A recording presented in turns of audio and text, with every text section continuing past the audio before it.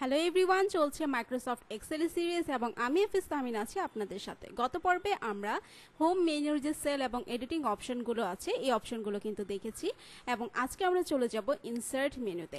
Insert মেনুতে আসার পর সবচেয়ে ইম্পর্টেন্ট যে কাজ সেটা হচ্ছে টেবিলের কাজ। তো টেবিল করার জন্য আমি জাস্ট কি করলাম, এই যে এখানে কয়েকটা জাস্ট সেল বা কয়েকটা কলাম রো একসাথে আমি সিলেক্ট করে নিয়েছি। সিলেক্ট করার পর এখান থেকে যে টেবিল আছে এই টেবিলে আমি ক্লিক করলাম। তাহলে দেখেন এই যে সবগুলো যতটুকু সিলেক্ট করলাম ততটুকু কিন্তু কি হয়ে গিয়েছে, আমাদের টেবিল হয়ে গেছে এবং প্রত্যেকটার কিন্তু ড্রপ ডাউন মেনু চলে আসছে যেখান থেকে আমরা প্রত্যেকটা জিনিস সর্ট আউট করতে পারবো। অর্থাৎ হোম বাটনে যে আমাদের কন্ডিশনাল ফরম্যাটিং এর কাজ ছিল, সর্ট অ্যান্ড ফিল্টারের কাজ ছিল, সেটা আমরা এখান থেকে প্রত্যেকটা আলাদা আলাদাভাবে করতে পারবো। তো এখানে ফুল নেম যেখানে আছে এখান থেকে যদি আমরা জাস্ট A to Z করি তাহলে দেখেন নামগুলো কিন্তু চেঞ্জ হয়ে গেছে, এরপর বি সি এরকম করে চলে আসছে। একইভাবে আমরা যদি জব টাইটেলটা সিলেক্ট করি এবং আমরা এখান থেকে text filters begins with contains does not contain, ওকে। তো আমাদের নামগুলো ধরেন আমরা ওভাবে করলাম, কিন্তু জব টাইটেলটা আমরা কিভাবে করতে পারি এটা একটু ভাবার বিষয়। কারণ জব টাইটেলটা যদি আমরা A to Z করি তাহলে তো হবে না। এখানে আমরা অন্যান্য যে ফর্মুলাগুলো আছে সেগুলো ইউজ করতে পারি। যেমন এখানে সর্ট বাই কালার আছে, কাস্টম সর্ট আছে। কাস্টম সর্ট আসার পর দেখেন এখানে ফুল নেম, জব টাইটেল, তো আমরা এখান থেকে জব টাইটেল দিলাম। Value, cell colour, font colour, cell icon যে কোনোটা দিতে পারি। যেমন আমরা সেল কালার দিলাম অন টপ, ওকে। তারপর দেখেন আমাদের এটা কিন্তু হয়ে গিয়েছে। এখন আসেন ডিপার্টমেন্ট। একইভাবে ডিপার্টমেন্ট, বিজনেস ইউনিট প্রত্যেকটা কিন্তু আমরা সর্ট আউট করে ফেলতে পারবো এরকম করে এই ফর্মুলাটা ইউজ করে। তাছাড়াও ধরেন আমাদের এখানে আছে এইজ, ঠিক আছে। তো আমরা সবগুলো এইজকে ধরলাম। এখন এইজ ধরার পর আমরা যদি চাই যে আমরা বের করব, ধরেন আমাদের যে এমপ্লয়িগুলো আছে, তো আমাদের বস বলে দিয়েছে যে 20 থেকে 40-এর মধ্যে যারা আছে তাদেরকে খুঁজে বের করতে, বা 50-এর মধ্যে যারা আছে। তো আমি এখান থেকে বিটুইন নিব। বিটুইন নেওয়ার পর আমি এখানে দিব 20 এবং এখানে দিব 50, ঠিক আছে। তাহলে আমি কিন্তু ইজিলি বের করে নিয়ে আসতে পারছি যে কোন কোন এমপ্লয়ি আছে যাদের এজ 20 থেকে 50-এর ভিতরে আছে, ওকে। একইভাবে যদি আমাদের জেন্ডারগুলোকে সিলেক্ট করা হয় এবং আমাদেরকে যদি বলা হয় যে জেন্ডারের ক্ষেত্রে কি করা যেতে পারে,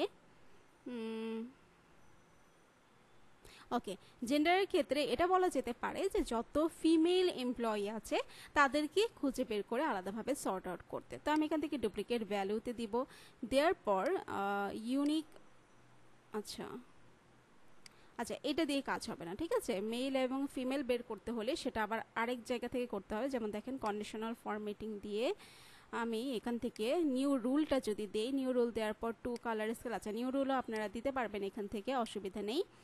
তো মেল ফিমেল নর্মালি এভাবেই বের করা যায়। আমরা একটু অন্য কিছু দেখি, যেমন এই যে বিজনেস ইউনিট আছে। এখন এই বিজনেস ইউনিট থেকে বিভিন্ন ধরনের আছে, তাই তো। যেমন এখানে রিসার্চ অ্যান্ড ডেভেলপমেন্ট আছে, তারপরে হচ্ছে ম্যানুফ্যাকচারিং, হ্যাঁ। তো এখান থেকে আমি কি করতে পারি, টেক্সট দ্যাট কন্টেইনস, ঠিক আছে, যে টেক্সটটা কন্টেন করবে কি, ধরেন এখানে আমি দিলাম কর্পোরেট, ঠিক আছে। কর্পোরেট দিয়ে দিলাম যাতে করে আমার এখানে যারা যারা কর্পোরেট ইউনিটে আছে তাদেরকে আমি বের করতে পারি খুঁজে। এই যে দেখেন কর্পোরেটে কারা কারা আছে।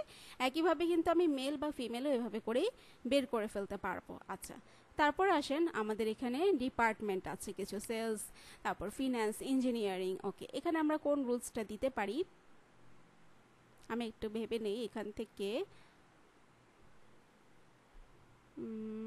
আচ্ছা, একইভাবে, ঠিক আছে, একইভাবে আমরা ওইগুলোই খুঁজে বের করতে পারি। টেক্সট ডেট কন্টেন্ট যদি আমি খুঁজে বের করতে চাই যে আইটি ডিপার্টমেন্ট থেকে কারা কারা আছে, তাহলে আমি এখান থেকে কিন্তু নর্মালি টেক্সট থেকে বের করে নিয়ে আসতে পারবো, ওকে। তো এই হচ্ছে বিষয়। এবং এখানে আমাদের কিছু ডেটা বার আছে, যেমন নাম্বারের ক্ষেত্রে এগুলো বেশি প্রয়োজন হয়। যেমন এই যে নাম্বার আমি কয়টা সিলেক্ট করে নিলাম।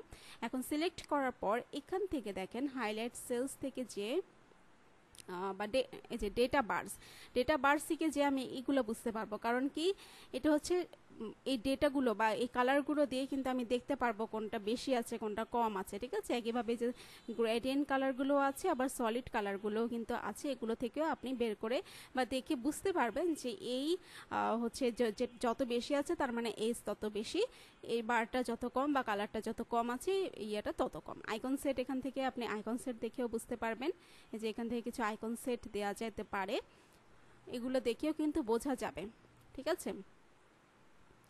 আচ্ছা, আবার আমরা যদি এখানে এটাকে সিলেক্ট করে জেন্ডারে সিলেক্ট করে আমরা জাস্ট একটু ট্রাই করি যে এখান থেকে আমাদের আইকন সেটটা দেয়া যায় কিনা। ওকে, দেখেন নাম্বারের ক্ষেত্রে কিন্তু আমাদের এই সেটগুলো নিচ্ছে, কিন্তু টেক্সটের ক্ষেত্রে কিন্তু এগুলো নিচ্ছে না। ওকে, তো নাম্বারের ক্ষেত্রে বেশি ইউজ করা হয় এগুলোকে, আমরা ওইভাবেই কিন্তু এগুলো ইউজ করতে পারি এবং যে কাজগুলো আছে ওগুলো খুব সহজে শর্টকাট ওয়েতে বা খুব অল্প সময়ে কিন্তু বের করে দিয়ে দিতে পারবো।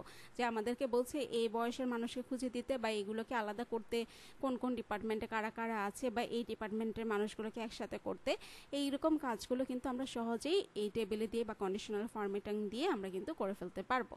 তো আশা করছি এই ভিডিওটা আপনারা বুঝতে পেরেছেন। যদি পরবর্তী ভিডিও দেখতে চান তাহলে অবশ্যই আমাদের চ্যানেলটি সাবস্ক্রাইব করবেন এবং আরও অনেক ভিডিও আসবে, সেগুলো দেখার আমন্ত্রণ হলো। সবাই ভালো থাকবেন, সুস্থ থাকবেন, আল্লাহ হাফেজ।